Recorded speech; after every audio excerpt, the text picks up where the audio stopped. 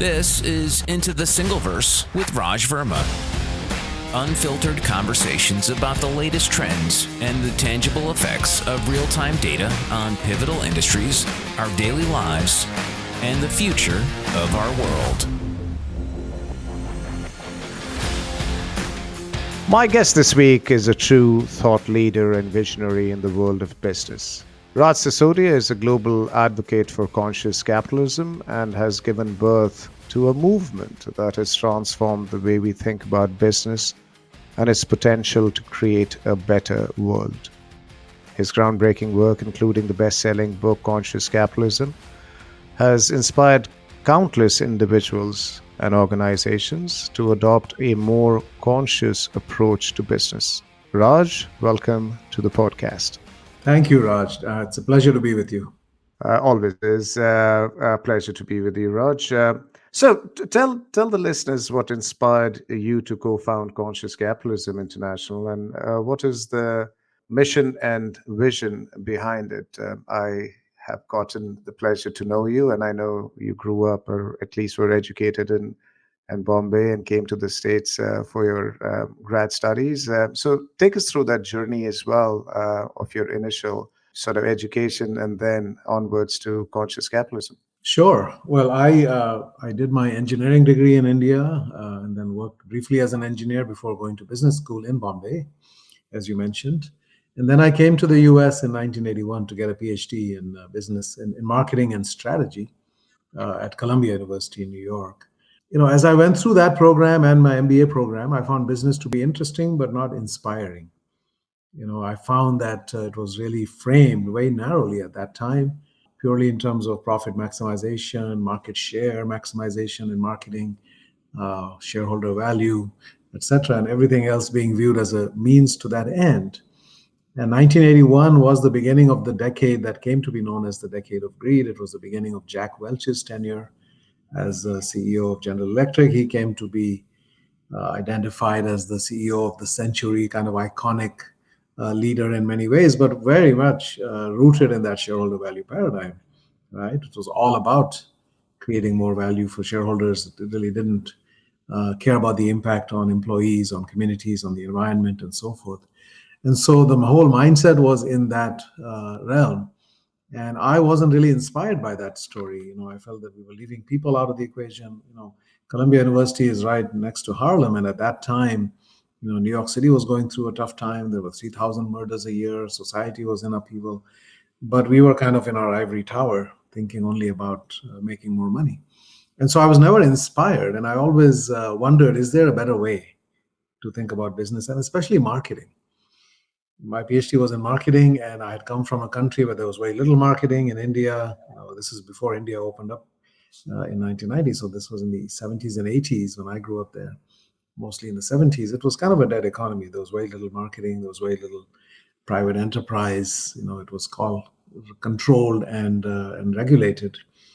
But I came to New York, and suddenly it's like a tsunami of marketing. And I just was, kind of flabbergasted at the extent of it, how it pervades our life. It's everywhere, right? And ads and coupons and junk mail in your mailbox and little airplanes flying above with carrying, advertising messages. And even in the urinal, there's something in front of you. It's like, wow, this is like, it's like oxygen. It's everywhere. And so I started asking the question, what do we get for all of this? I mean, does it make sense? The amount of marketing that we're doing, how much are we spending on it? What is the impact of it? How effective is it? How efficient is it? And how ethical is it? And over time, so that became my research area: marketing efficiency, effectiveness, ethics, productivity. And I found the answer was almost uniformly negative, that for the most part, marketing was highly inefficient, highly ineffective, quite unethical in many ways, in terms of how we market it to children, how we market using women's bodies to sell products, for example. A lot of research showing that has a significant impact on young women, on eating disorders, body dysmorphia, depression, etc. And so I thought there were consequences to the way we did marketing and the amount of marketing. It was shocking to me finally when I did the study in 2004 to quantify all of the different aspects of marketing and how much are we actually spending, it came to about $1 trillion a year in 2004. Now, that was more than the GDP of India. India had a billion people living on $700 billion a year. And here we were spending $1 trillion for 300 million people on ads, coupons, and junk mail. And I said, wow, what are we getting for customers, for companies, and for society? And the answer, as I said, was quite negative. I did a study on the image of marketing. I found 85%, 86% of Americans don't trust marketing. If it's marketing, that means it's not real. It's just marketing. It's not true, that kind of idea. That companies get very low returns on their spending. Most ads are never noticed. Most coupons are never redeemed. Most direct mail goes directly into the trash, hence the name junk mail. So it's an enormous waste of resources. It's eating up people's attention span, which could be better used on other things. It's not making their lives better. It's leading to overconsumption, obesity, diabetes, all those things. We're getting people hooked on stuff that's not good for them. We're creating and then feeding wants, desires, and addictions rather than focusing on the real needs that are going to make people's lives better. So it was kind of, we need to stop this madness of what we're doing here. And so asking that question, is there a better way? It turns out to be a profound question because the answer is always yes. There is always a better way. All we have to do is apply our creativity and ingenuity and intentionality to that, and we will find a better way. So I started looking for, are there better ways to practice marketing? Are there better ways to think about business? Because like I said, I felt it was dehumanized. The human element was completely lacking. The well-being of people really didn't seem to matter at all in the equation. So that quest ultimately then led me down a path to write a book called Firms of Endearment that came out in 2007. But I started that work in around 2004 or 5 after I did that image of marketing. And we wrote a book called Does Marketing Need Reform? Then I finally decided to write this book that had other titles, but it was published as Firms of Endearment. And we found companies that were loved by customers, but also loved by employees, communities, etc., hence the name. And what made that happen? And through that, we discovered the principles or pillars of what we now call conscious capitalism, that these companies had a higher purpose, a reason for being that was rooted in doing something positive and necessary in the world, making the life better, making the world better, that they explicitly cared about all of their stakeholders' well-being, not just their investors or customers. They actually cared about employees, their families, communities, suppliers, customers, investors, the environment, local communities, etc. So they were very much stakeholder-oriented, not just shareholder-driven or even customer-driven. And then thirdly, that they had different kinds of leaders who were genuinely connected to a deeper purpose, who cared about the people. And they weren't only about ego and power and money and status, etc., but they were really servant leaders. They were there to take people to a better place through their leadership. And finally, the cultures. That these companies have cultures where people actually love going to work and they thrive at work. Work is not seen as sort of this burden that you have to endure in order to be able to live life, but something that's meaningful and joyful and purposeful. And so those 4 pillars, the higher purpose, stakeholder orientation, conscious leadership, and the caring culture, came to define this new way of thinking about business. And through that process, I discovered my purpose. I remember the distinct moment when I was writing some of the stories of these companies, sitting in a writing retreat in the Poconos in Pennsylvania. And I found myself suddenly with tears in my eyes. I don't know about you, Raj, but it was a new experience to experience tears of joy connected to my work.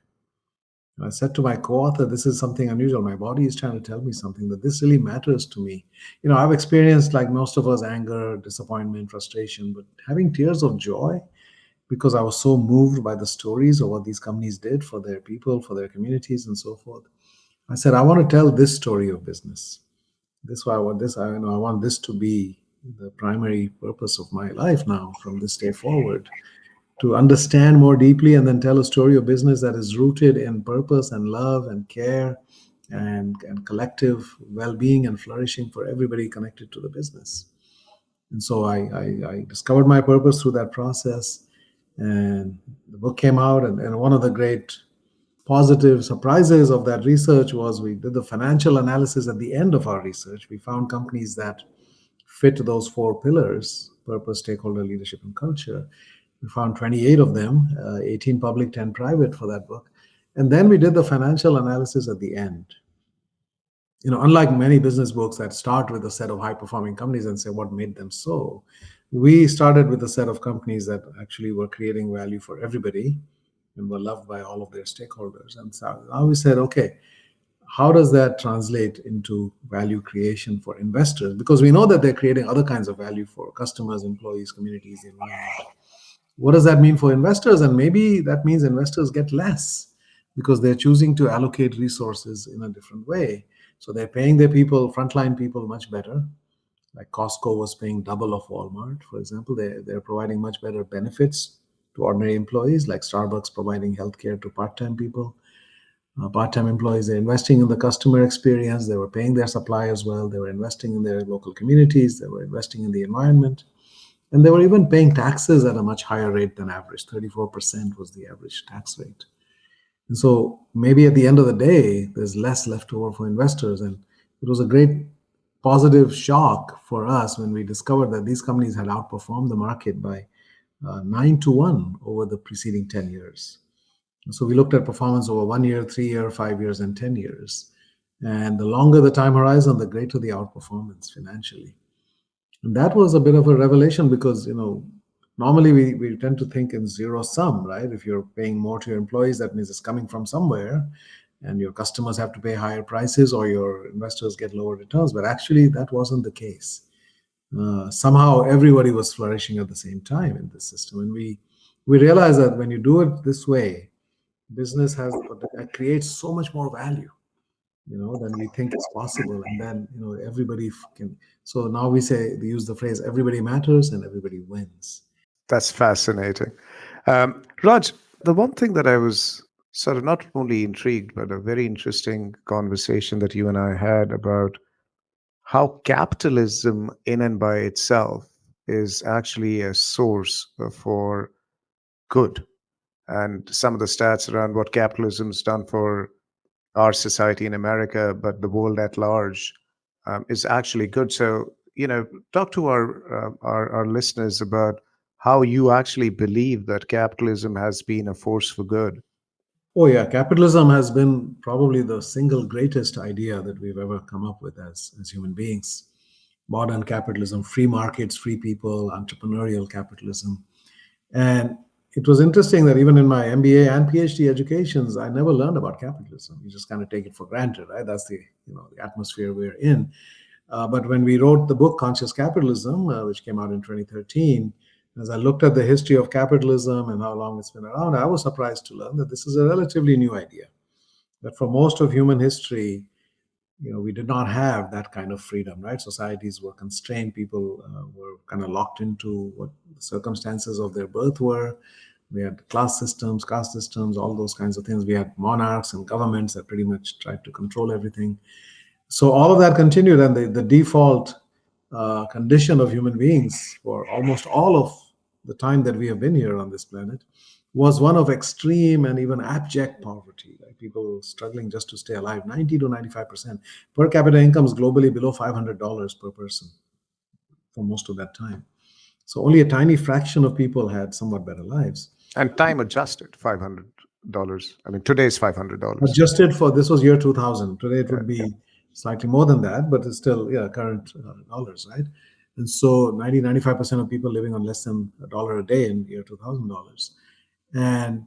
And so if you look at the evolution over time, we had coming out of the Dark Ages, we had the Renaissance and the flourishing of art and literature, and then we had the invention of printing, and then we had Newton and Galileo and the Enlightenment and the age of science and reason. These were all big steps ahead, but they didn't really impact ordinary people. What finally changed were things that happened in the 18th century, starting in 1760 with the Industrial Revolution in Scotland, where we increased our productive capacity dramatically and made things more affordable for more people, and also somewhat higher paying jobs for people. But also the intellectual breakthrough that came from Adam Smith in 1776 through the book The Wealth of Nations. asking the simple question, why do some countries prosper and others remain poor? And he found that the answer had to do with freedom, not natural resources, not any other explanation, but freedom. Society is rooted in individual freedom, where people are free to pursue their passions and then trade the fruits of their work with each other in a freely, unencumbered way. That those societies are the ones where prosperity would rise. People would sense and meet each other's needs. And and so that idea, the invisible hand of the market, allocating resources, setting prices, was revolutionary for its time. Today it seems obvious, but at the time it wasn't. So that was a big breakthrough. And then that same year, 1776, the US was born as an idea before it became a country. Right? The Declaration of Independence was 1776. The US actually became a country 10 or 12 years later. But the ideas were all rooted in freedom, religious freedom, economic freedom, political freedom. So you had now a laboratory or a place where these ideas of Adam Smith could actually be implemented. The technology of the Industrial Revolution, the ideas of free markets and free people, and then this oxygen of freedom that existed here. Not for everybody. It was the first society in the world where the common man was in charge of his own destiny by right of law, but it did apply only to men and only to white men, certainly not to the slaves or to the native population. But that combination was extremely powerful and enabled humanity to take off. So if you look at all the indicators over the last 200 plus years, everything has gone up more than exponentially, almost on a vertical trajectory. Per capita incomes have gone up about from 500 to about 15,000, so 30 times, 3,000%. Life expectancy has more than doubled in that time. It was about 28, now it's about 73. It was 28 because we had a lot of infant mortality, child mortality, plagues, diseases, wars, etc., most of which we have removed now. The percentage of people living in extreme poverty has gone from 90% in the year 1800 to less than 9% now. Literacy has gone from 14% to 88%. And our human population first reached 1 billion in 1820, and now we're at 8 billion. So many more people living longer, fuller, more human lives as a consequence of this idea that is rooted in freedom and dignity for ordinary people. And so I think it's one of the most powerful ideas we've ever had. We have to recognize that. We need to celebrate what capitalism is and can be, but we also need to elevate it with higher consciousness. And that was going to be my next question. I think the one of the subjects that's very near and dear to my heart is mental health, and especially mental health in teenagers and kids. I'm a father of 4 kids, and if I can't leave this world a better place than I found it, I don't think I would have lived a fulfilled life. And while capitalism, and of course the U.S. being the bastion of capitalism, the first country and probably still the most flourishing example of capitalism, at the same point in time, anxiety, mental health issues, depressions, trust issues, loneliness is at an all-time high. And you speak very well to that. Love to hear your views on that, and then transition on to the role of technology in the new age marketing and the impact that has on all of this. So, but yeah, let's start with the anxiety element that has brought about. Yeah. So I think capitalism has delivered tremendous benefits in terms of material prosperity and the other things that I mentioned. But since around 1970, we've had kind of a singular focus on shareholder value and profit maximization. Before that, there was a more holistic perspective on business that you saw, certainly in this country, but you saw it in Japan, you saw it in India, you saw it in Europe as well. But starting in the 70s with Milton Friedman's famous essay, the only social responsibility of business is to increase its profits, and then some academic work by Jensen and Meckling on agency theory and others, it really became the dominant paradigm. And as a result, what has happened, and we put profit at the center of our universe, the well-being of people only mattered to the extent that it contributed to profits, right? And in a short-term way, we tried to cut costs and cut jobs and and send jobs overseas and so forth. So the pressure became tremendous, and people started suffering. So economic terms, worker pay has been flat for about 45 years in the US. Executive pay has gone up 1,000%. So that puts a lot of financial strain and stress. Uh, but also beyond that, as I mentioned, the consumerism, the focus on material prosperity, material consumption, etc. Now we're up to 1.4 billion trillion dollars a year on marketing, has created a culture in which people are encouraged to and manipulated in many ways to do things that are really not contributing to their own well-being. And we're starting to see that even as material prosperity has risen and we're living in a more peaceful world compared to historic norms, psychological suffering has increased, ecological suffering has increased, right? Our planet, other species, we're living through the fifth mass extinction in the history of this planet. Climate change, all of those kinds of things. But anxiety, as you mentioned, depression, drug addiction, the opioid crisis, and suicides, all going up at a rapid rate, especially among young people. And I know you cite some really very, very compelling data on that as well. I saw during the pandemic, I think in June of 21, something like 25% of young people actively contemplate suicide just within a 1 month period.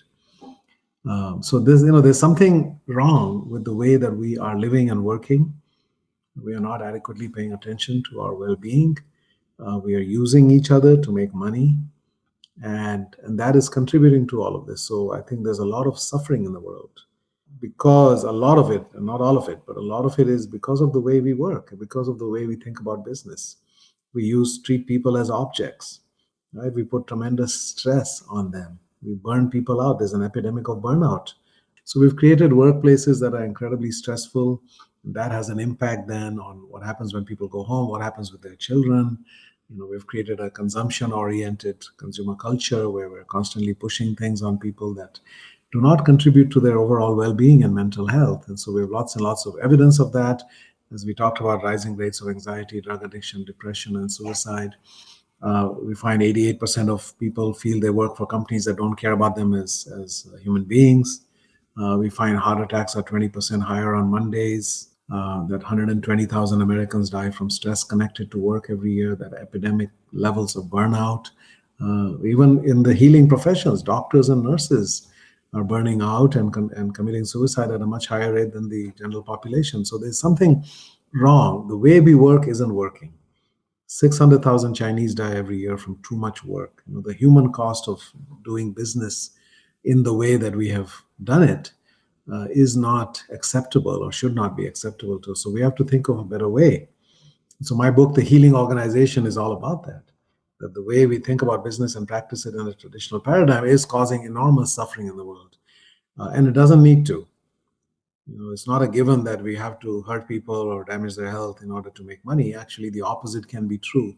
We can flourish far better as businesses while we're helping our people also to flourish. That people can leave the workplace at the end of the day physically, mentally, emotionally, spiritually, and socially stronger than when they came in the morning. Absolutely. Absolutely. And you just said workplace. I remember a few years ago when you went to your workplace, you entered an office or a cubicle, and then you left. And it was sort of a palate cleanser mentally that you were going home from work. For many of us, these boundaries have gotten muddled, to say the least, since the pandemic because of technology. And that constant stream of information has affected us all, some more than others, like our children, of course.